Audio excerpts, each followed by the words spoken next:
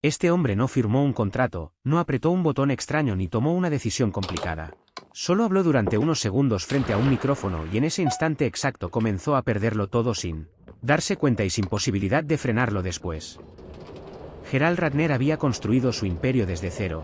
Empezó vendiendo joyas baratas cuando nadie las quería y terminó controlando la cadena de joyerías más grande del Reino Unido, miles de locales, millones de clientes, poder absoluto dentro de su industria y una fortuna que parecía intocable.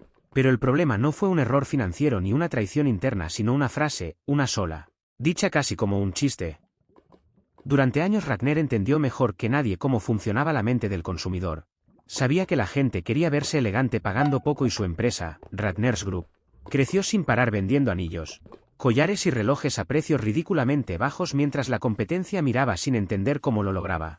Y lo que nadie sabía es que el secreto estaba justamente ahí, en abaratar todo al límite, materiales baratos, producción masiva y márgenes ajustados que solo funcionaban si nadie hacía demasiadas preguntas.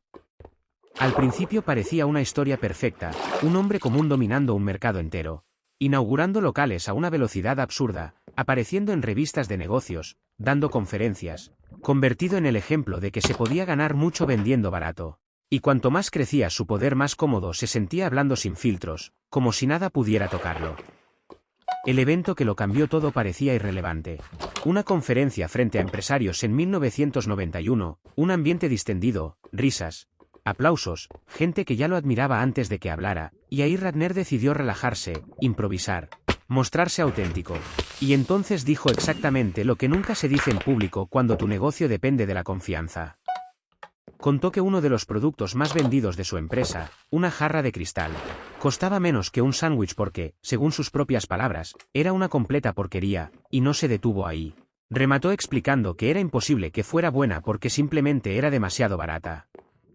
La sala se rió, algunos aplaudieron, nadie en ese momento sintió que acababan de presenciar un desastre. Pero afuera de esa sala el mundo era otro y esas palabras no iban a quedarse ahí.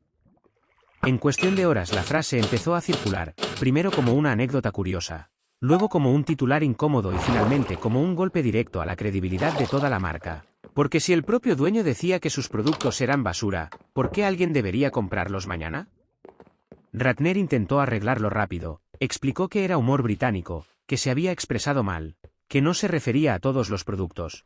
Pero ya era tarde porque algo invisible se había roto y nadie sabía cómo arreglarlo. Las ventas comenzaron a caer de forma abrupta, no lentamente, no con dudas progresivas. Cayeron como si alguien hubiera apagado un interruptor, clientes habituales dejaron de entrar. Inversores se asustaron. Los medios repitieron la frase una y otra vez como si fuera un meme antes de que existieran los memes. Y cada repetición hacía más daño que la anterior. El mini desastre se convirtió en pánico cuando la bolsa reaccionó, las acciones de la empresa se desplomaron. Millones de libras desaparecieron en días y el hombre que había construido todo hablando con seguridad ahora no encontraba ninguna frase capaz de detener la caída. Lo más inquietante es que Ratner no había revelado ningún secreto técnico, no había mentido. No había sido descubierto en un fraude. Simplemente había dicho en voz alta algo que nunca debía decirse y eso bastó para que el público reinterpretara toda la historia desde cero. A mitad de este colapso ocurrió algo todavía más extraño. Empleados que llevaban años defendiendo la marca empezaron a sentir vergüenza de vender los productos. Como si la frase hubiera cambiado la percepción incluso de quienes trabajaban ahí. Y cuando una empresa pierde la fe interna, la caída se acelera sola.